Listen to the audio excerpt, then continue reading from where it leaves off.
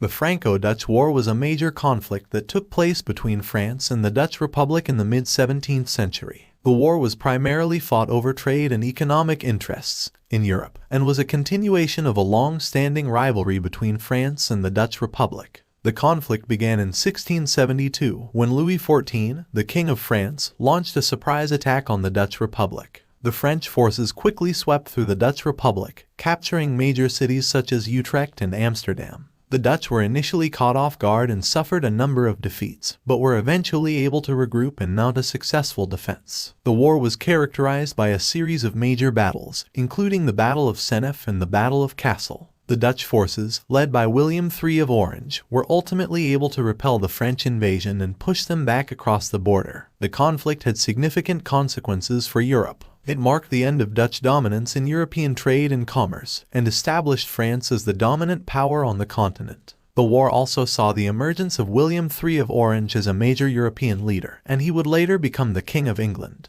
The Franco-Dutch War also had lasting effects on the military tactics of the time. The conflict saw the increased use of mobile artillery and infantry tactics, as well as the development of new siege techniques. These tactics would have a major influence on warfare in Europe for many years to come. In conclusion, the Franco-Dutch War was a significant conflict that had far-reaching consequences for Europe. While it marked the end of Dutch dominance in trade and commerce, it also established France as the dominant power on the continent. The conflict also saw the emergence of new military tactics, which would have a major impact on European warfare in the years to come.